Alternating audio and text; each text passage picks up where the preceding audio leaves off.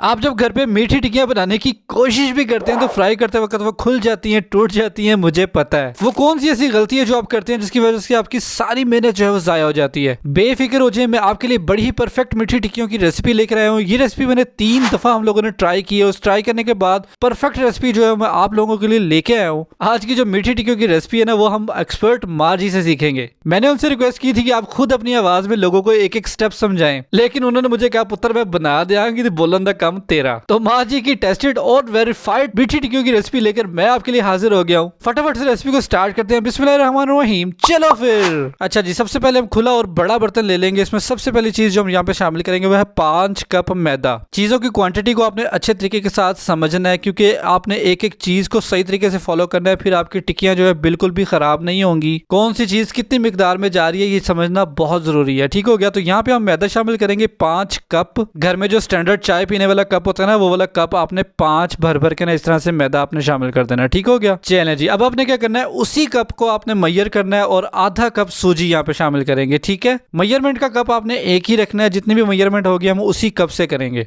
चलें जी, 2 चीजें होगी यहाँ पे हमारे पास। तीसरी चीज जो यहाँ पे जाएगी वो है उसी कप को हमने मेजर करके 3 कप जो है हमने चीनी के शामिल करने हैं। ठीक हो गया जी। समझने वाली चीज ये है कि एक ही कप को हमने मेजरमेंट के लिए रखा हुआ है और उसी को हम मेजर कर करके ना चीजें यहाँ पे शामिल करते जाएंगे। चलें जी, बहुत बेहतरीन हो गया। अब यहाँ पे जाएगा जी खोपरा। खोपरा जो नारियल का क्रश किया होता है ना, वो तकरीबन आधा कप खोपरा हम इसमें शामिल कर देंगे। ठीक हो गया जी। उसके बाद हमने यहाँ पे इसमें शामिल करने हैं सफेद तिल। ठीक है, तकरीबन 4 टेबल स्पून। खाने के जो चम्मच होते हैं वो 4 टेबल स्पून आपने इसमें शामिल कर देना है। अच्छा, ये हो गया। उसके बाद यहाँ पे हम 2 टीस्पून इलायची पाउडर शामिल करेंगे। इसकी बड़ी प्यारी खुशबू जो है हमारी मीठी टिक्कियों में आएगी, बहुत बेहतरीन आएगी। ठीक हो गया जी। उसके बाद यहाँ पे हम डाल रहे हैं देसी घी। ठीक है, मेरे पास देसी घी अवेलेबल था, मैं देसी घी शामिल कर रहा हूँ, तकरीबन 4 टेबल स्पून। अगर आपके पास देसी घी नहीं है, नॉर्मल घी है, तो वो भी आप शामिल कर सकते हैं। लेकिन अगर आपने देसी घी शामिल किया ना, तो डेफिनेटली इसका जायका जो 7वें आसमान पर पहुंच जाएगा। चलें जी, बहुत बेहतरीन हो गया। ये थी हमारी फिलहाल चीजें। अब आपने क्या करना है, इसको इस तरह से ना मिक्स करना शुरू कर देना है। आप ये मीठी टिक्कियां घर में स्नैक्स के तौर पे बना के रख सकते हैं, बच्चे बड़े शौक से खाते हैं, या फिर कुंडे की न्याज के लिए आप इसको तैयार कर सकते हैं, बड़ी फेवरेट समझी जाती हैं। ठीक हो गया। इस तरह से थोड़ा सा मिक्स करने के बाद ना अब हमने ना इसको आटे की तरह गूंदना है, और गूंदना हमने पानी डाल के नहीं है, इसको दूध शामिल करके हमने गूंदना है। ठीक हो गया जी, बात समझ आ रही है ना। इस तरह से ग्रेजुअली थोड़ा थोड़ा करके हम इसमें दूध शामिल करते जाएंगे और इसको गूंदते जाएंगे। ये देखें, इस तरह से आपने थोड़ा थोड़ा दूध शामिल करते जाना है और इसको इस तरह से आपने जैसे आटा गूंदते हैं ना, उसी तरह से आपने इसको गूंदना है। लेकिन एक चीज़ का आपने ख्याल करना है कि दूध जो है वो सारा एक दफ़ा नहीं डाल देना, थोड़ा थोड़ा डाल के आपने साथ साथ इसको गूंदते रहना है। और इसकी जो डो आपने बनानी है ना, जैसे आटे की रोटी बनाते वक्त हम बनाते हैं ना, उस तरह नहीं बनाना।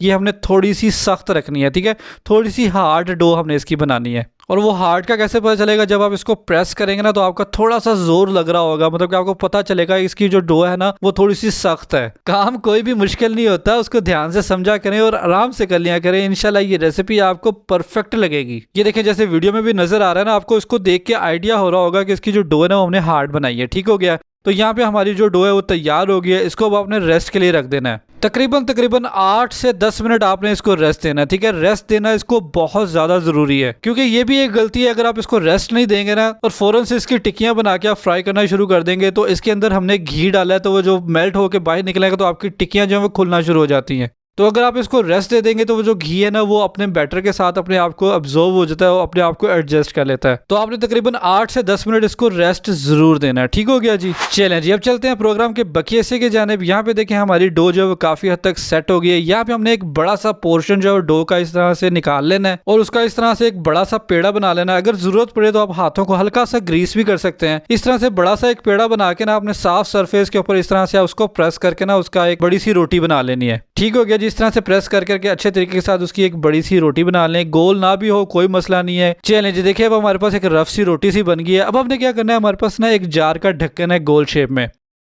तो आपने उस ढक्कन की मदद से इसको इस तरह से गोल गोल इस तरह से रख के इस तरह प्रेस करके ना अपने गोल गोल टिक्कियां काट लेनी है। तो ये जो साइडों पे एक्स्ट्रा है ना, इसको हम उठा लेंगे, इसको दोबारा से डो में रख के ना इसकी दोबारा से हम बना लेंगे। आप जैसी मर्जी चाहे इसकी शेप बना सकते हैं। आप चाहें तो दिल वाली शेप बना लें, फ्लावर वाली बना लें, स्टार वाली बना लें, या जिस तरह की चाहें आप शेप बना सकते हैं, बिल्कुल भी खराब नहीं होंगी। बल्कि मैं तो ये सुजेस्ट करूंगा, अगर आपने घर पे बच्चों के लिए बनानी है ना, तो डिफरेंट तरह की शेप्स जो ट्राई करें, बच्चे बहुत ही खुश हो जाएंगे। चलें जी, हमारी टिक्कियां जो है वो बिल्कुल तैयार है। फ्राई होने के लिए। अब हमने ऑयल डाल लिया, ऑयल को हमने गर्म कर लेना है। ऑयल आपका बहुत ज़्यादा गर्म नहीं होना चाहिए, ठीक है। इस चीज़ का आपने ख्याल करना है कि ऑयल अगर बहुत ज़्यादा गर्म होगा ना तो आपकी जो टिक्कियाँ ना वो बाहर से बहुत जल्दी क्रिस्पी और रेड हो जाएंगी और अंदर से वो कच्ची कच्ची सी रह जाएंगी।